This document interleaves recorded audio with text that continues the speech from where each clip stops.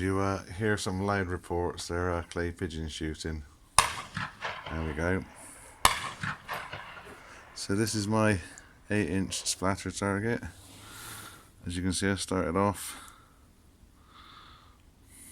aiming for the bullseye and walked it in and walked it down, both hitting the bullseye. I was then having some shots at these two, let's call them bullseyes, really to look at groupings. I'm reasonably happy with that, all things considered. It wasn't very stable, the rifle. I was resting on a beanbag, and that's roughly within about an inch, end of the thumb, about an inch maybe. Similar here, just looking for consistency really.